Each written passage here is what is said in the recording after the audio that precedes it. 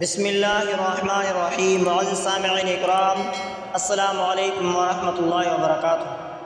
آج میں آپ کی خدمت میں حاضر ہوا ہوں ایک ایسا وظیفہ لے کر حاضر ہوا ہوں جو جن لوگوں کو آج کل نیند نہیں آ رہی ان کے لیے ایک مجرب اور اہم وظیفہ ہے۔ نیند نہ آنے کی صورت میں مختلف دعائیں اور تعویذات موجود ہیں۔ ایک تعویذ یعنی دعا آپ کے لیے یہ ہے کہ یہ دعا آپ ایک کاغذ پر لکھ کر اپنے تکیے کے نیچے رکھ سکتے ہیں، یعنی تعویذ بنا کر نیچے رکھ سکتے ہیں۔ تعویذ کا نقش یہ دیا گیا ہے: بسم اللہ الرحمن الرحیم، یا قادر یا علیم یا حکیم یا مجید، یا مسبب الاسباب یا مفتح الابواب، یا قاضی الحاجات یا مغنی المغنی، انزل علی السکینۃ والراحۃ۔ طریقہ یہ ہے کہ ایک سفید کاغذ لیں، بلیک اینڈ پین سے اوپر دیا گیا تعویذ لکھیں، یعنی جو میں نے اوپر دعائیں پڑھی ہیں، اور اس کے بعد تعویذ لکھنے کے بعد اسے تہ کر کے اپنے تکیے کے نیچے رکھیں۔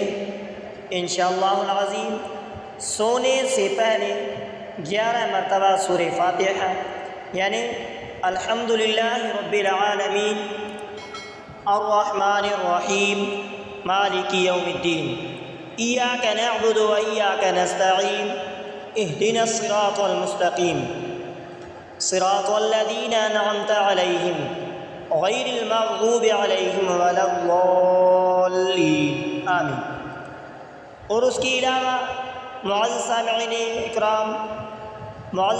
اکرام اس کے علاوہ دیگر تجاویز: سونے سے پہلے کا معمول، سونے سے پہلے زیادہ کھانا یا کیفین والی چیزیں نہ لیں۔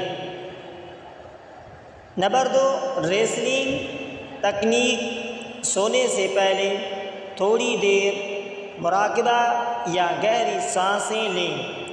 رات کو روشنی کم کریں، اندھیرے میں سونے کی کوشش کریں، زیادہ روشنی نیند میں خلل ڈال سکتی ہے۔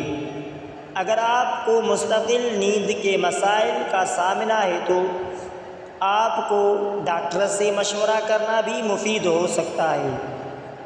بلڈ پریشر کی وجہ سے یا گھریلو حالات کی وجہ سے یا کوئی بھی ایسی زندگی میں مشکلات کی وجہ سے نیند کا کم آنا یہ ایک اہم حصہ ہے۔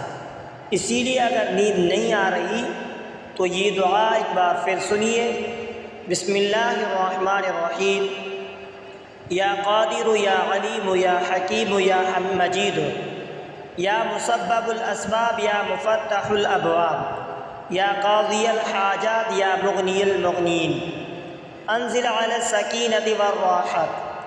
یہ دعا لکھ کر تعویذ بنا کر تکیے کے نیچے رکھ دیں، انشاءاللہ اللہ کے حکم سے نیند آ جائے گی۔